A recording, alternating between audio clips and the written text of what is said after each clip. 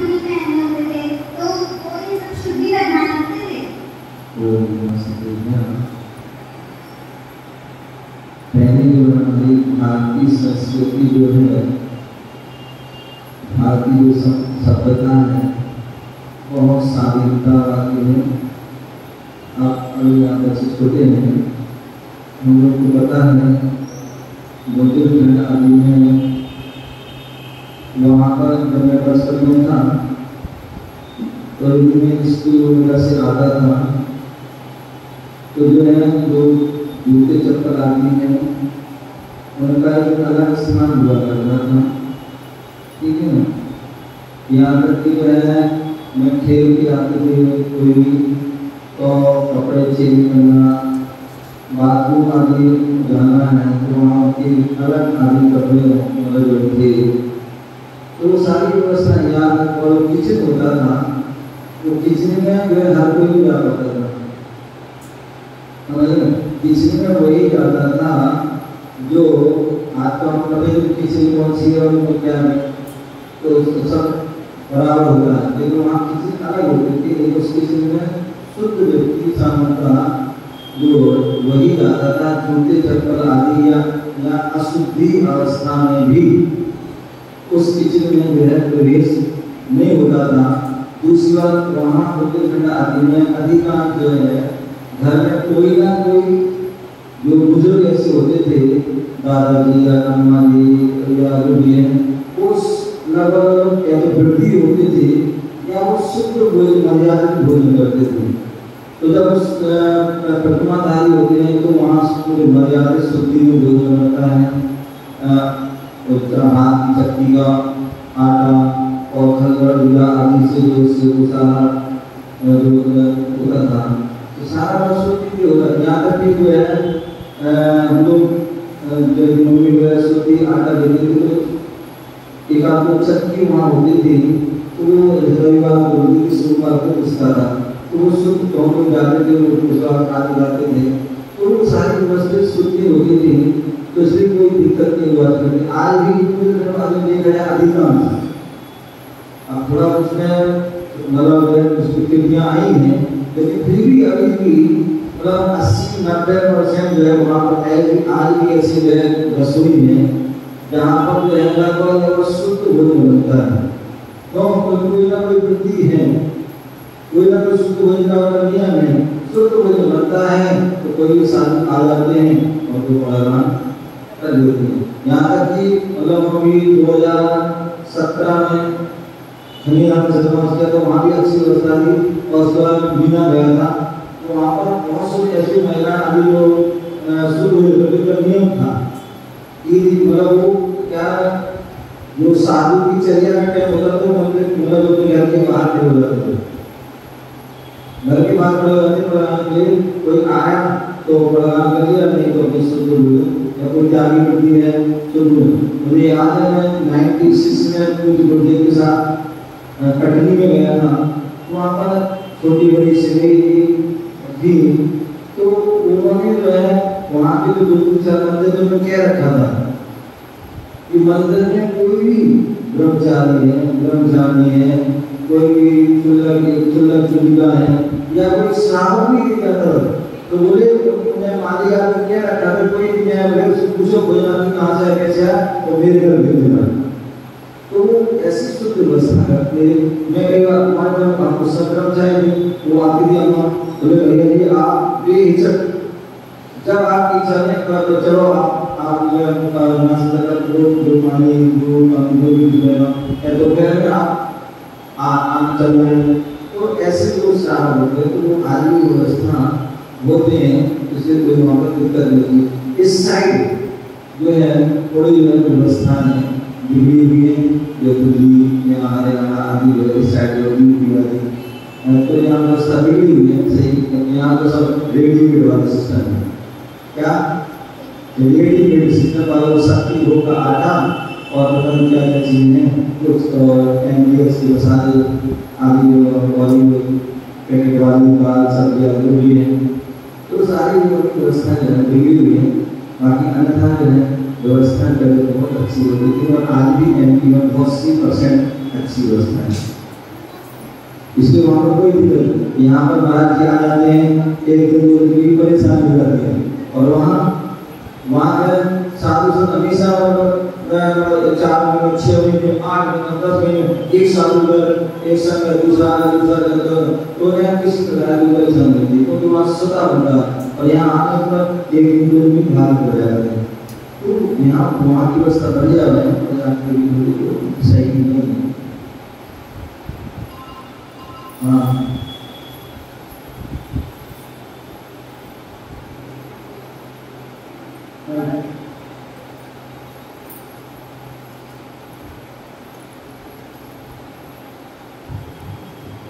आपने सुबह बताया था पंचास्ती काय, इसका क्या अर्थ होता है? पंचास्ती काय बहुत अच्छी पंचांग चास्ती काया, कुल 5 अस्थि काय होते हैं। तो मैं बताया जो बहुप्रदेशी होते हैं, बहुप्रदेशी होते हैं वो पंचास्ती का। जो जीव है वो बहुप्रदेशी है, जीव जो है बहुप्रदेशी में बैठा। तो जो हम बैठने के हमारा प्रदेश है वो क्या है, बहुप्रदेशी है। या हम सभी बैठे हैं तो बहुप्रदेशी है, या हमारा जो शरीर है शरीर है वो बहुप्रदेशी। कारण जो है उसकी जो है एक प्रदेशी होता है। जैसे एक चीज रखिए तो वो उतनी स्थान देगी, समझ ना। लेकिन जीव जो है बहुप्रदेशी है। जीव है, धर्म धर्म है, अधर्म धर्म है, आकाश धर्म है या उद्गम है, ये सब क्या है बहुप्रदेशी।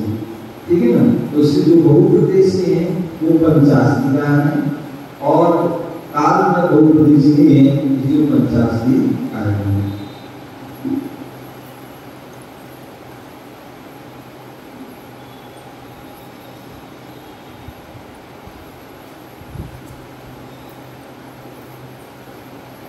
सभी विधान है, समझिए ना।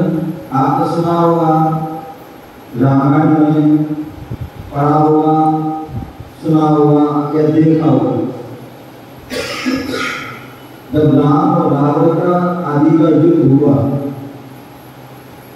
और रावण जो दशानन पृथ्वीनारायण था, जैन धर्म के अनुसार रावण को लक्ष्मण ने माना, इसलिए लक्ष्मण ने मारा क्या पराजित किया।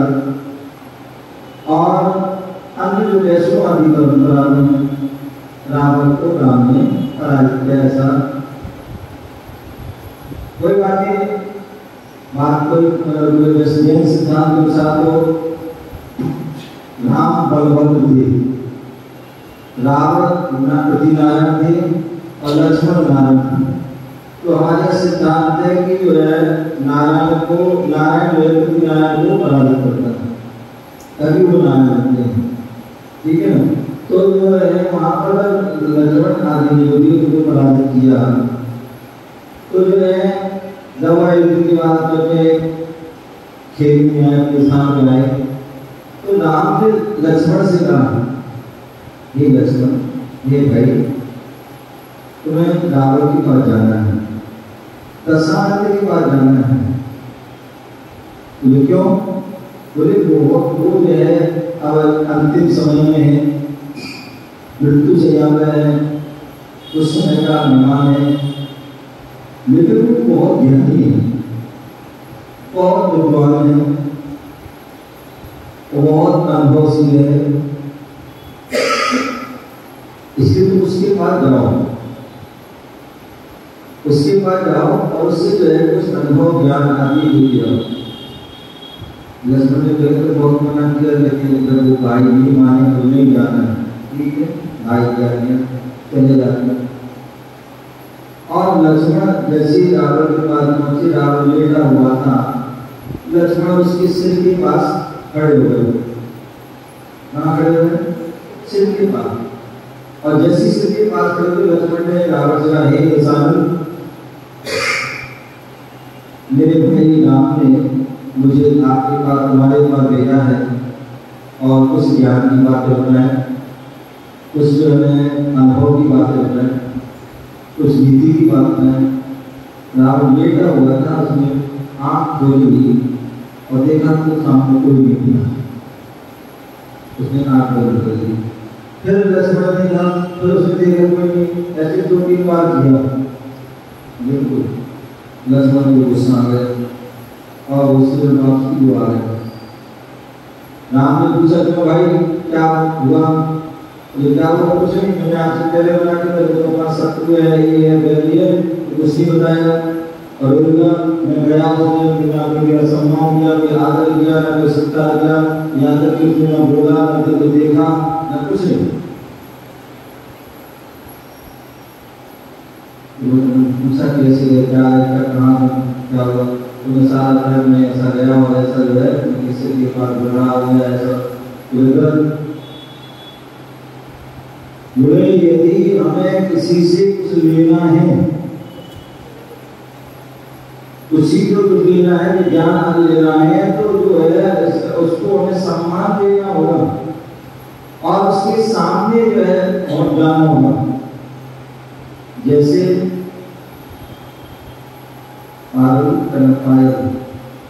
आयल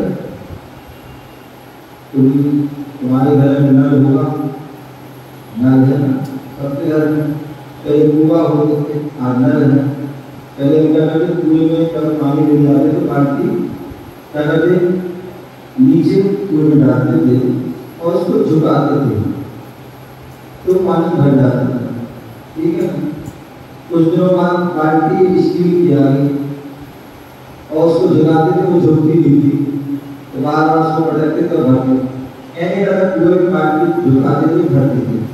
या आज नल है तो नल के नीचे हम बर्तन रखते हैं तो वह बाल्टी भर जाती है, नल के ऊपर रखोगे तो नहीं भरेगी। उसी प्रकार हमें यदि ज्ञान प्राप्त करना है, ज्ञान प्राप्त करना है तो हम जो है गुरु को ऊपर और हम यदि सामने बैठते हैं तो उसका जो है प्रभाव जो है पड़ता है। तो राम ने कहा कैसे तो मेरा राम से द्वारा वापसी का तो कैसे देखते हो, कैसे मुझे बोलते? आपकी वादा में पैर के पास खड़े होना, पैर के पीछे खड़े होना और उनको सम्मान प्रार्थना करना, विनय करना तो आगे बार गए पैर के पास खड़े हो, उन्होंने सीखा और बातें बताई। तो कहने का था जब भी हम गुरुओं के सामने स्वाध्याय में या प्रवचन में सामने बैठते हैं तो उसका प्रभाव